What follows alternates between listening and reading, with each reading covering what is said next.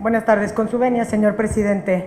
Pedí el uso de la palabra para hablar a favor de la reserva presentada por el diputado Lerdo de Tejada. Antes de dar mis razones, quiero aclarar una cosa. Estamos escuchando aquí un falso debate. Ninguno de los que estamos hablando a favor de la reserva presentada por el diputado Lerdo de Tejada estamos en contra del derecho fundamental a la vida digna. Ese es el derecho fundamental. No existe un derecho humano al ingreso básico universal, ni a la renta básica, ni a cualquiera de sus denominaciones. No está previsto así ni en la Constitución Política de los Estados Unidos Mexicanos, ni en ninguno de los instrumentos internacionales vinculantes para el Estado mexicano, ni en el Pacto Internacional de los Derechos Económicos, Sociales y Culturales 11.1, donde se establece el derecho a la vida digna, ni en los artículos 6, 8 y 18 del protocolo o el Pacto de San Salvador, es decir, no es vinculante. El derecho a la vida digna está previsto, estará consignado en la Constitución de la Ciudad de México y así lo estamos planteando. No estamos planteando una cuestión que nos preocupe en cuanto al dinero, ni cuánto cuesta, ni de dónde viene el dinero. Es una preocupación de responsabilidad. Esa es la preocupación que nosotros tenemos. El derecho a la vida digna se configura en el dictamen en términos tal cual se establecen en el protocolo. Lo que no se compadece con el protocolo, ni con ninguno de los tratados internacionales, es el ingreso básico. En el orden jurídico nacional no existe este fundamento. En otros países, como bien se ha dicho aquí, con independencia de si se trata de programas pilotos, si hacemos referencia a Europa, por ejemplo, a Finlandia o a Suecia, o si nos referimos al caso de Brasil, al que aludían el día de ayer, por ejemplo, nuestra compañera diputada Gabriela Rodríguez. Entonces vemos que son ejemplos, pero que ninguno de ellos se refiere a lo que estamos aquí planteando y que tienen candados específicamente diseñados a sacar a las personas de la pobreza extrema. Como tal, son temporales, como tal tienen que ser medibles, pero no es un derecho, insisto, son mecanismos de política pública que se implementan por los estados para auxiliar a los más necesitados a llegar a ese mínimo de subsistencia. Cuando se habla aquí del derecho al mínimo vital, por ejemplo, y a las tesis que la Suprema Corte ha emitido al respecto, claramente todas están referidas a los principios tributarios, porque tienen que ver con la recaudación del Estado y que no pueden dejar a ninguno de los ciudadanos, vía recaudación, sin el mínimo indispensable para la subsistencia, por eso se llama de un mínimo vital. Pero insisto, no tiene nada que ver con la renta básica como está prevista. No se compadece con el dictamen el derecho a la vida digna. No sabemos, o por lo menos no, como está previsto en el artículo 14, donde tajantemente dice, toda persona, desde su nacimiento, tiene derecho a un ingreso básico universal, es decir, toda persona, puede ser, si vamos al dictamen de la Comisión 4, el transeúnte, el extranjero, el ciudadano mexicano, quien sea, tiene derecho a este ingreso básico universal. No se establece un candado, una temporalidad, nada que lo haga viable y como tal es un mecanismo que en última instancia tendría que ser desarrollado en la legislación secundaria y no estar establecido como un derecho fundamental en esta Carta de Derechos que estamos aceptando o que estamos debatiendo para aprobar como diputados constituyentes en esta Asamblea Constituyente.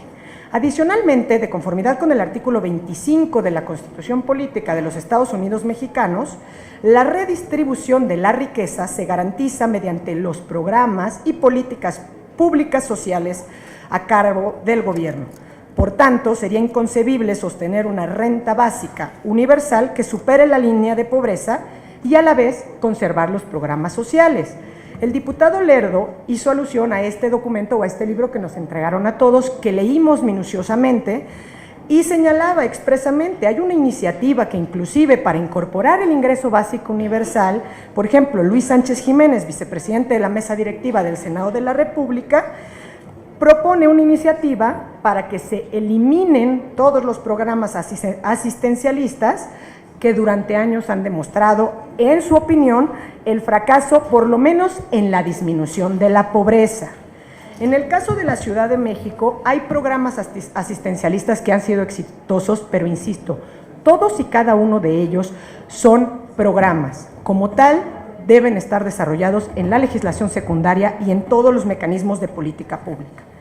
Es decir, para no robarles más tiempo, nosotros decimos sí al derecho a la vida digna, sí a la elevación del constante mejoramiento social y económico del pueblo, pero sin atar la gestión pública a un instrumento, y mucho menos si no está vinculado a la generación de condiciones que permitan a quienes tienen una situación económica menos favorable que superen esa situación. El desarrollo económico y social no se logra, escuchen bien, compañeros constituyentes, con la renta básica o el ingreso básico universal. Por último, para que no digan que hay actitudes sospechosistas, por ejemplo, por parte de mi compañero Fernando Lerdo, en este proyecto de Constitución, además de este ingreso básico universal, se incluyen en la propia Carta de Derechos una serie de rentitas básicas. A guisa de ejemplo les menciono una que tiene que ver con el derecho a la educación, una que tiene que ver con el derecho al cuidado, una que tiene que ver con las personas con discapacidad, otra que tiene que ver con los jóvenes, otra que tiene que ver con las familias. Es decir, no estamos siendo responsables. Hagamos una constitución y después demos un mandato contundente al legislador secundario para que desarrolle las políticas públicas que nos permitan salir y acabar con estas desigualdades sociales que tanto daño nos hacen. Muchas gracias. Diputada Aguilar Barroso, antes de que se retire la tribuna, tengo la solicitud de dos preguntas. Una del diputado Porfirio Muñoz Ledo, otra de la diputada Berta Luján. Se están sumando dos solicitudes de pregunta, tanto de Clara Husitman como del diputado Enrique Cisneros. ¿Usted las aceptaría? Sí, presidente. Entonces, en ese orden, por favor, y de manera puntual y concreta, por favor. Diputado Muñoz Ledo. Querida y muy distinguida constituyente, usted seguramente sabrá que más de la mitad de los países que tienen renta básica la tienen por mandato legal o constitucional, y que más de la mitad de ellos son países del tercer mundo, como lo es Namibia o como son países latinoamericanos. Es un punto. Segundo, es un derecho la renta básica desde la Carta del Atlántico, que es la madre de los pactos sociales y económicos de Naciones Unidas. Pero mi pregunta es puntual. ¿Quién crea los derechos humanos? ¿Los crean los constituyentes? Los constituyentes mundiales, yo he sido miembro de muchos. Sí, no salen de la tierra. Sí, no se recogen como el maíz.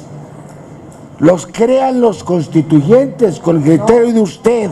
La Constitución de 1917 hubiera sido declarada inconstitucional e inconvencional por la Corte.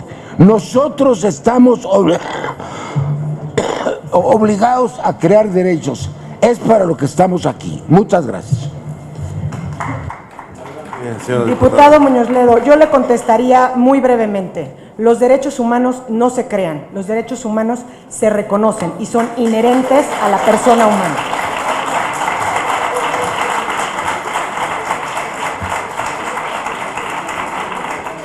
La diputada Berta Luján, por favor. El sonido. Bueno, yo tengo tres preguntas breves, diputada.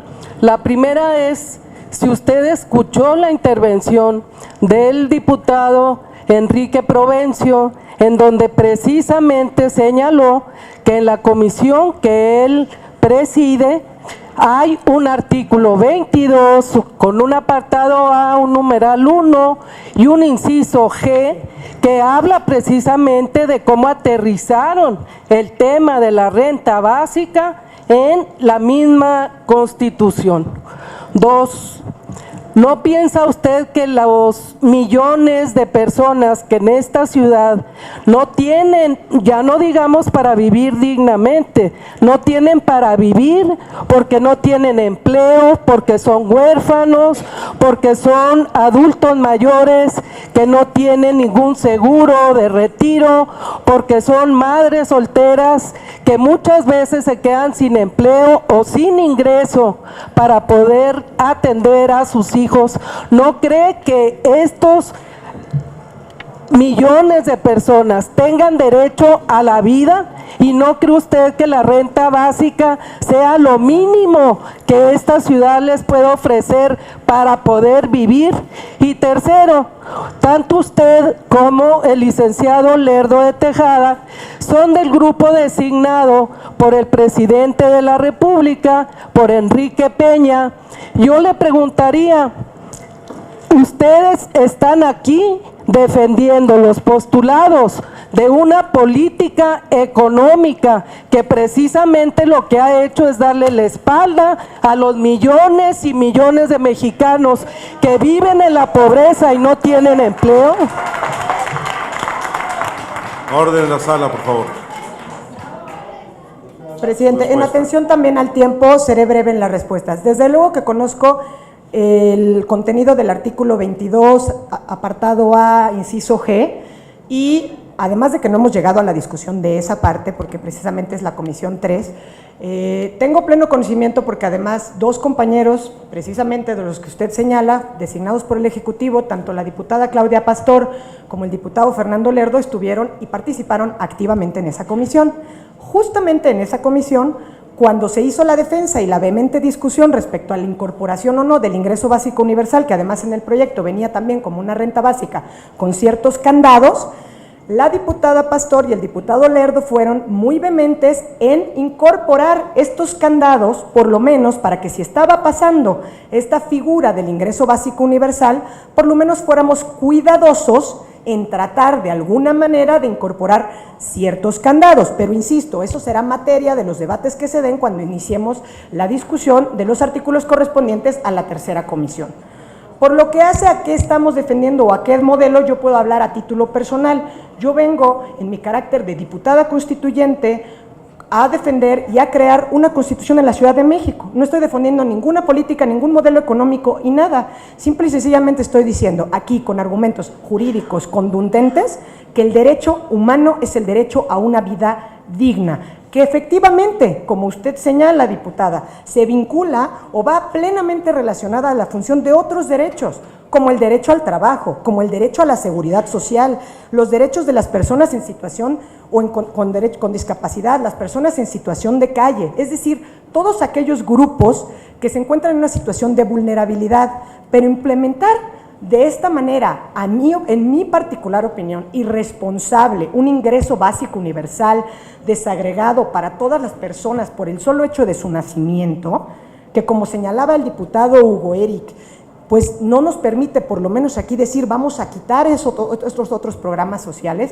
lo que hace es que los gobiernos se laven las manos, porque entonces no están contribuyendo a desarrollar los elementos de la vida digna, sino simplemente van a querer dar una cuota, ya sea de 1,500 pesos, 1,800, 2,000, lo que sea progresivamente viable de conformidad con las finanzas de la ciudad y no lograr lo que efectivamente necesitamos todos los seres humanos y todos los habitantes de esta ciudad para tener una vida digna.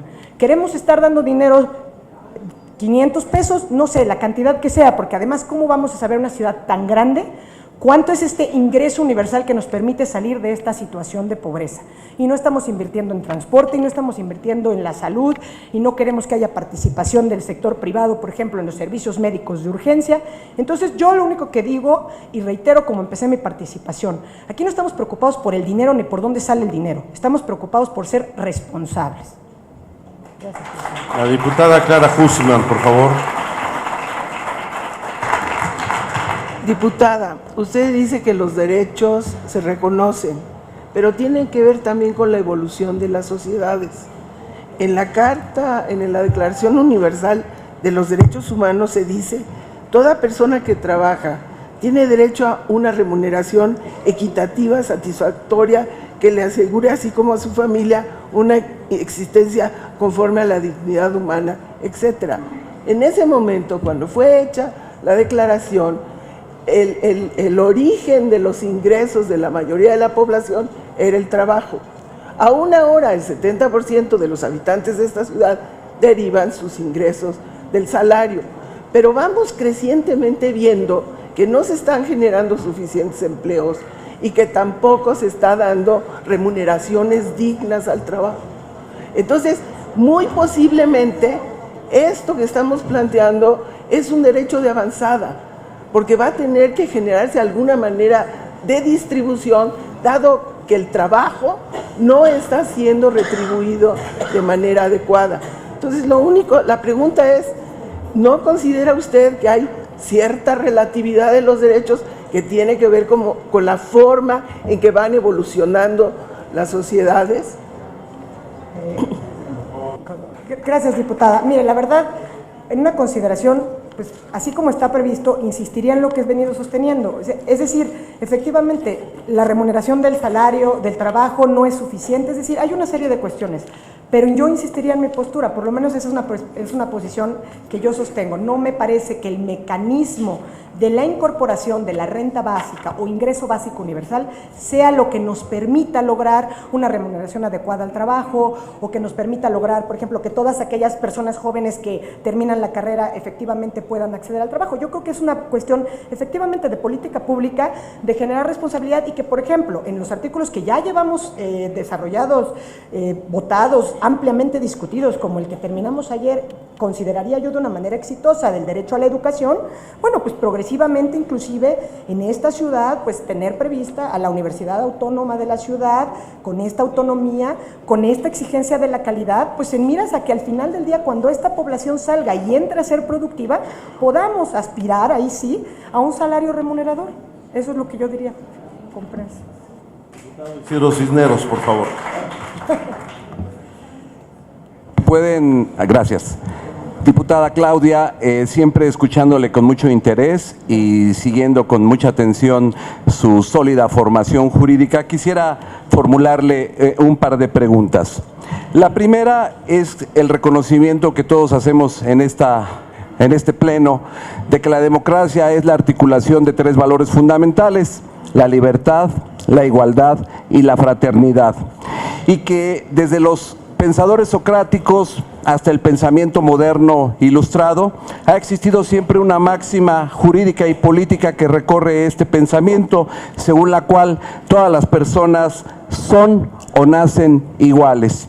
En esta perspectiva, yo le pregunto, diputada, ¿es una realidad que las sociedades de nuestro tiempo son sociedades profundamente desiguales, tanto que se habla que vivimos en una sociedad a nivel planetario de los 2/3, 2/3 de pobres, de excluidos, de marginados, y 1/3 que concentra la riqueza social?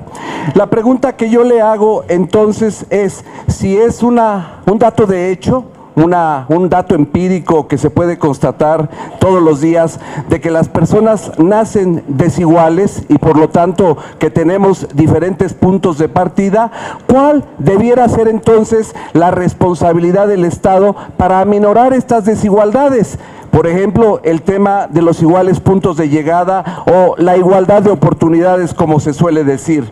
Y la segunda pregunta tiene que ver, me imagino que usted también se adscribe a la idea de la democracia y por lo tanto en este salón no solo estamos discutiendo derechos de libertad, sino también derechos de igualdad. Y el reclamo más importante cuando se habla de igualdad es un reclamo de justicia.